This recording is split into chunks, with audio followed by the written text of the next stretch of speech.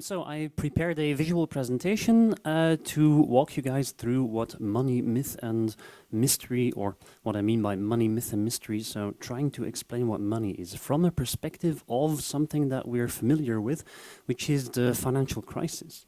And despite the financial crisis, this thing that I'm going to start with has not changed. Since the 80s, income inequality has increased dramatically.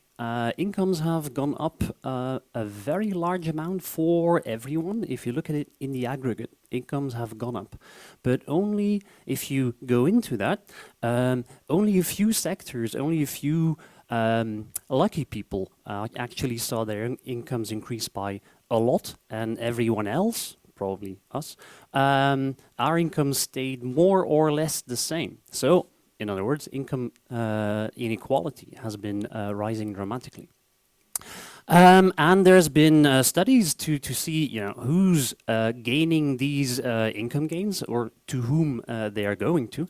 And the 1%, I think everyone's familiar with that term by now, they're dominated by people working in the financial sector, and CEOs, and if you combine the two, CEOs working in the financial sector. They make the most.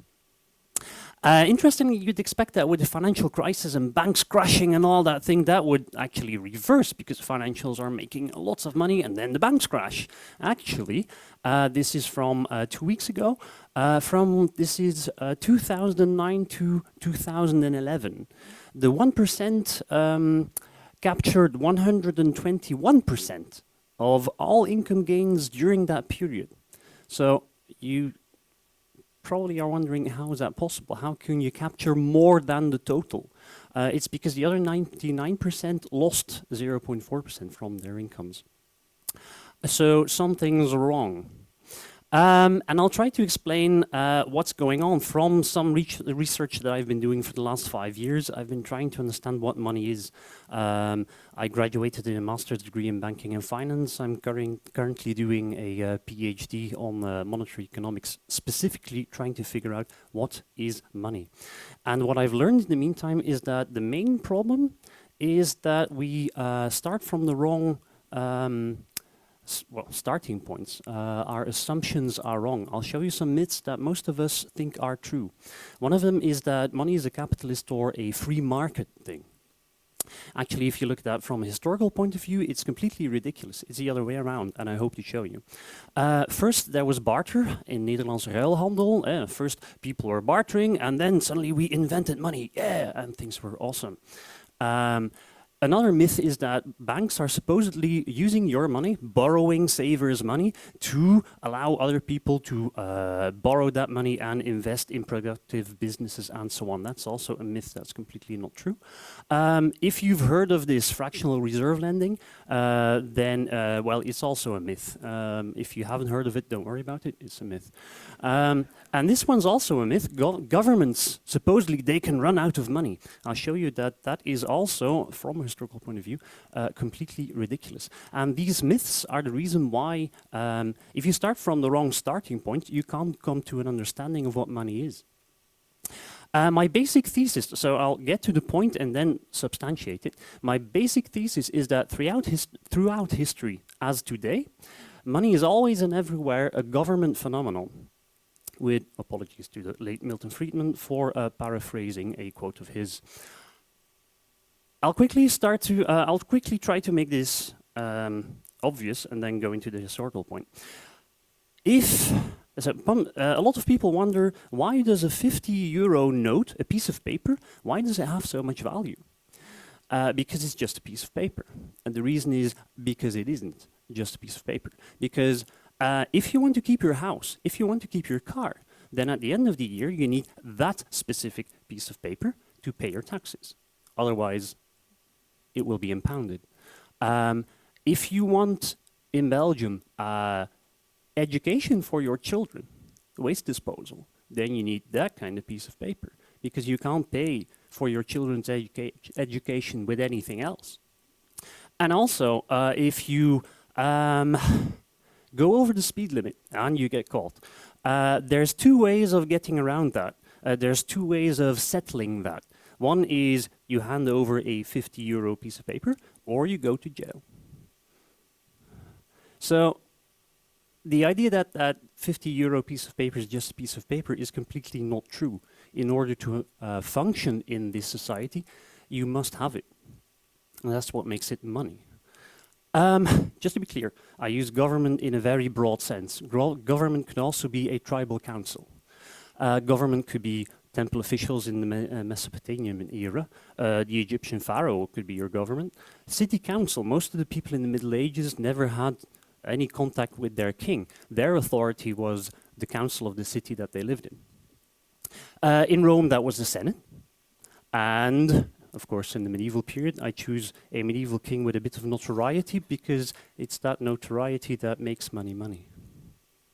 So, this is the official definition. Well, fortunately, this is true, but there's one problem. It's actually quite useless as a definition because anything could match that or not match that. I'll show you. These are examples, historic examples of money throughout the ages. But they were money then and not now. Or maybe they were money to some people, but not to us or other people. Cowrie shells, Chinese, leather straps used to be money. That's my favorite kind of money over there. Yap stones, awesome. Obviously not very useful for day-to-day transactions, but it is real money if you understand what it is. It's still used today on the Yap Island in Pacific Ocean, I think it is. The Maasai used cattle as money. Grain was very important in Mesopotamian and Egyptian times, and this surprisingly is from sort of the more modern era. In the 16th and 17th century, the states, American states of Virginia and a couple of around them, used tobacco as money. So you pay your taxes in tobacco. So then the question is, why tobacco then? Why not now? Why can't I pay my taxes with tobacco now? So the question is, what's the underlying trait that turns this into the definition of money? What's behind that? What makes that true for some things now and other things back then? A lot of myths. You have to start with this one. This is the liberal creation myth. I don't mean that in a negative way. It's just how it is. A lot of our myths come from the liberal period. I'll try to substantiate that later. But the idea is that, you know, barter. I have grain and you're a fisherman. I'd like a fish, but maybe you don't need grain. Problem, nobody can trade. That's the assumption. But that means that people didn't have the idea of, you know, this is the alternative. I have grain, I need a fish. Maybe you don't need grain, but you're going to say, I have the fish. It's going to be bad in 3 days, so here's the fish. Keep it in mind, owe me one. And later I might go, you know, remember I still owe you a fish. I have some grain, would you take grain instead? So this is actually how it worked. The myth implies that people traded and then immediately wanted to settle, which is completely opposite to how people lived in early communities. Even now, anarchist communities are the complete opposite of wanting to spot trade. Anarchist communities share. Even today, that's how it works in small communities. And if you don't need to have immediate settlement, then you don't need money. And you also don't need barter. What you're doing is keeping track of what people did for you and doing things in return. This still exists today.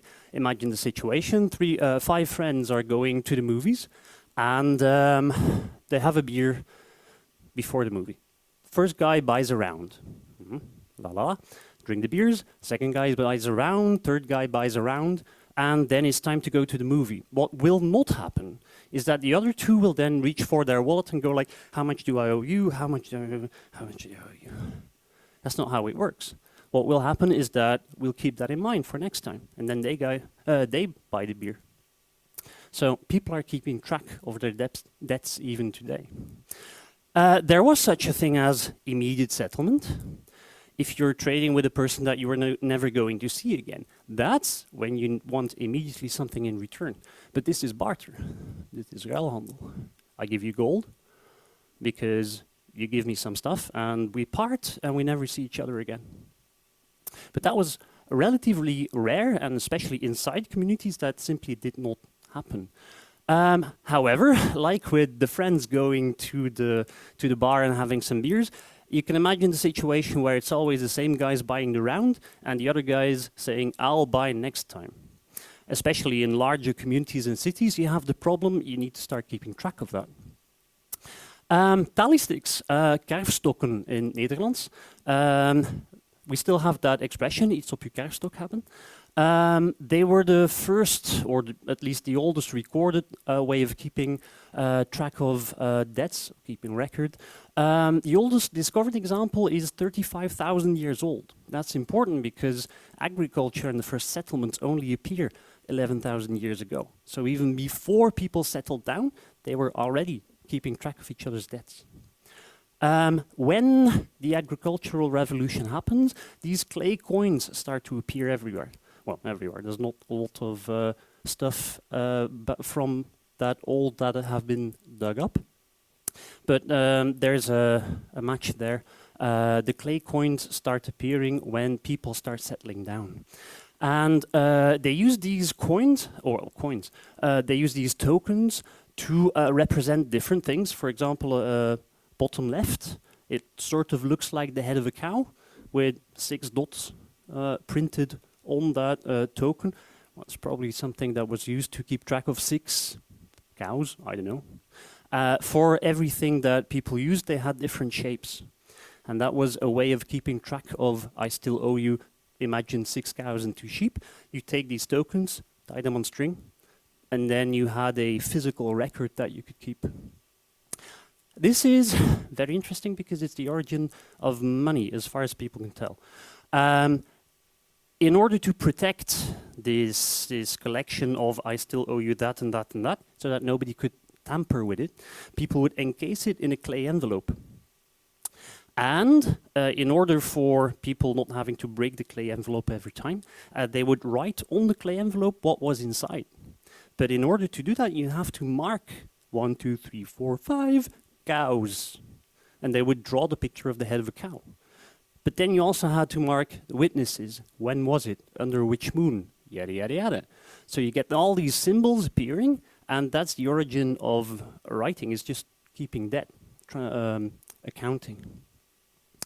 By 3300 BC, in Uruk, I think it was, in Mesopotamia, this developed into a full language, and 1,800 years later, it develops into something that we would recognize as cuneiform language. You still have the inside letter and the outside envelope, providing a untamperable match. You can't tamper with what's inside. You always know. You can verify what the transaction was. When people discovered these clay tablets in cities like in Mesopotamia, Uruk, Babylon, they started trying to translate them. By 1850 something, that worked, and people learned that most of these tablets that were found were simply keeping track of simple transactions, not letters, messages, just keeping track. This guy got that much for keeping watch over the sea coast. That's a specific example. Now, from shekels to denarius. The shekel is not money. The denarius is money, and I'll try to show you the difference. The shekel, used in Mesopotamia, 3000 BC.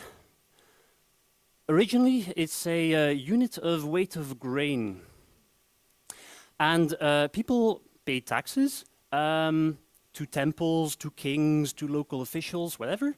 But these taxes were not necessarily paid in grain. It was just a weight, and the temple provided conversion rates for anything else that you would be able to pay with. So if you were a fisherman, you could still pay your taxes. The denarius is a different creature. It's a Roman coin, and we have records of this from the Fiscus Judaicus, so the taxation system of the Romans in the province of Judea, so where the Jewish people paid a tax of 2 denarii per person, but it had to be the denarius. You had to pay with the denarius, and nothing else was accepted. Interestingly, the value of a denarius was actually more than the gold value of the coin. If you paid with gold coins, that was, of course, the gold value of the coin. But a denarius gold coin ranged in value from 1.6 to 2.85 times the metal value. The premium is, of course, the monetary value of the coin. This is the liberal myth of how most people think money works like this. There's an economy, there's public servants that the emperor would like to have services from, scribes and stuff. Private contractors can do whatever. They're mainly soldiers, basically. And everyone else. And they're having this community and people are paying each other, yada, yada, yada. And when the emperor sees a whole bunch of goals, like asterisks and obelisks in front, charging in, he needs money, so he taxes and borrows the people and then spends the money. That's the myth. This is not true. For example, from the Bible, not coincidentally in Judea as well with the Romans, there's a specific phrase that says, return to Caesar what belongs to Caesar. So people were aware that the money was coming from the emperor, not from the market. So this is how it really worked.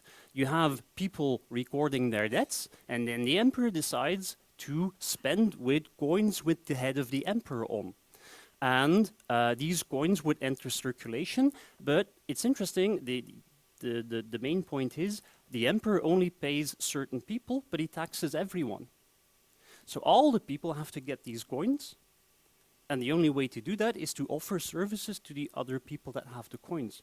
Then the emperor taxes, the coins are taken out again, and this is how the system works. This is how it circulates. The key element of money is that the government declares it to be the payment for taxes, government services, and fines. And of course, the threat of, and if you can't pay, then, and so on. It doesn't have to be the government that creates the money, which is how even stone can be money. If the tribal council says, if you marry the daughter of another family, then you must transact one of these stones, then you need the stones, and then the stones become money. So where's the confusion coming from? In 1776, liberalism starts to appear, and it's against the state monopoly of mercantilism. Mercantilism means the state controls everything, the economy, everything. A quote from Noam Chomsky, it's not the same as capitalism. 100 years later, Marx shows that we're still not there yet, liberalism, fine, but the capitalist state is protecting the monopoly of the producers. Then you get the 20th century and monopolies are broken down. Austrian school, Hayek, in 78, writes that money needs to be denationalized. So obviously people still realize that government and money were still very close. Strangely enough, Reagan, Thatcher, Verhofstadt, they kind of do what Marx wanted to happen, break down the monopolies. But of course, the school books were written in this period, and it's not very popular in a liberal time to write that free markets, that the government creates money, so free markets had to create money. We're now in a catch-22 situation. We've liberalized a lot, but we've gone too far. We've liberalized money and made bank debt the money of our system, but there's a problem now. Most of the monopolies have been broken, but the bankers have a free ride. They make money when the economy goes well, and they make money when the economy crashes, when the financial system would crash, because the government can't function without the money system. It has to pay its teachers, politicians, judges, police. The government can't function without this money system. So when things go wrong, the government has to save the financial system, and the bankers get the money again. This is the too big to fail situation. So that's why if you look at who's getting very, very, very rich, it's one group of people, and it's understandable why. The challenge, and this is for the future, this is where I'll stop. The challenge, I don't have an answer yet, but it's an open challenge to everyone. How do we take money out of the hands of these privileged bankers without either, there's two solutions, or two extremes. Austrian is money cannot be in the hands of government, so we must take it completely away. Fine, but then find a solution that where we can allow the financial system to crash if it's mismanaged, without taking the government or the governance function down with it. Keynesian solution, that's the other way around. Maybe money needs to be part of the government system again, like the government runs the police and courtrooms. Or maybe there's another solution. I don't know, but we need an answer to this. Thank you.